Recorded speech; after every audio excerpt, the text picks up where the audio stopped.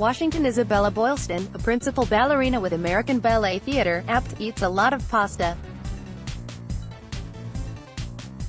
Her love of pasta has even inspired a New York restaurant to create a noodle dish in her honor. But the ultimate pasta tribute came from one of Boylston's fans, who was waiting at the Metropolitan Opera House stage door after a performance one night to present her with a silver necklace, strung with a sterling farfalle.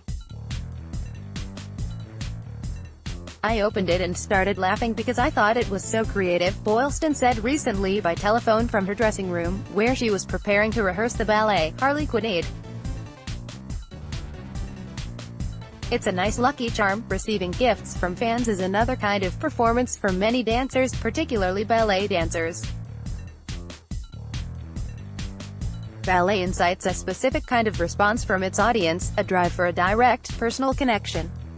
You see this during the bows at the end of a show, when the fondest fans might toss flowers on the stage to honor a great star.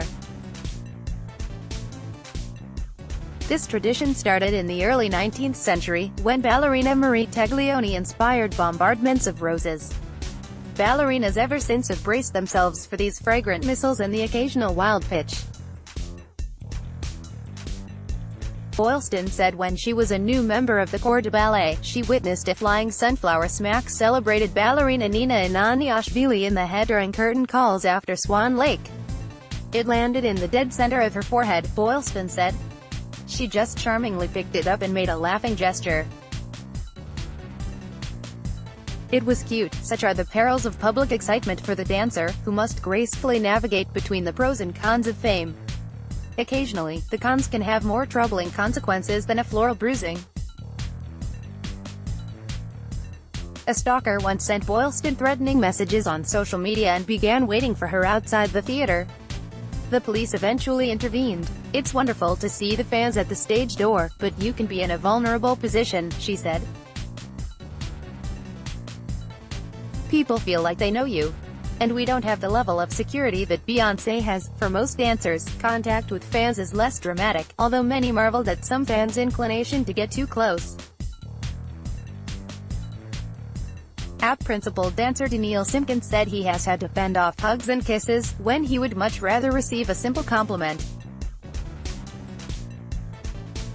Alessandra Ferri, the Italian ballerina and international star who performs with Apt in the Royal Ballet, wonders why some ballet fans seek physical contact. "Some people want to touch you, to come close and grab you," Ferri said.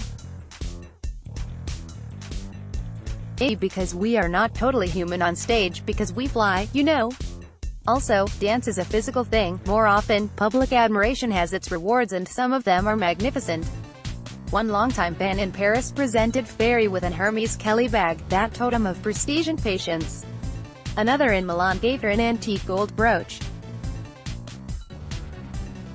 She has received paintings of herself, teddy bears dressed to match her costumes, and acres of flowers, particularly on big nights, such as her last Romeo and Juliet with Apt, when she temporarily retired in 2007, and when she returned to the stage a few years later at Teatro alla Scala.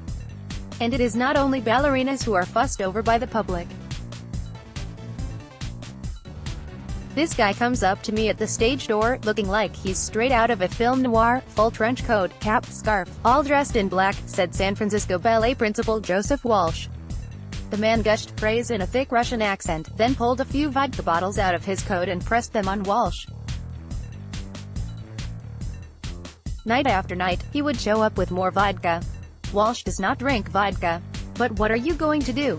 Another fan once gave him bootleg DVDs of Rudolf Nureyev and Mikhail Baryshnikov.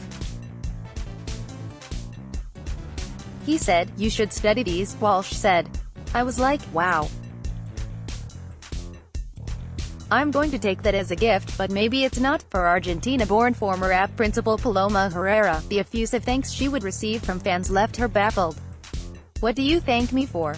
I want to say thank you to you," she said. "I never understood. I had to thank the people who came and watched.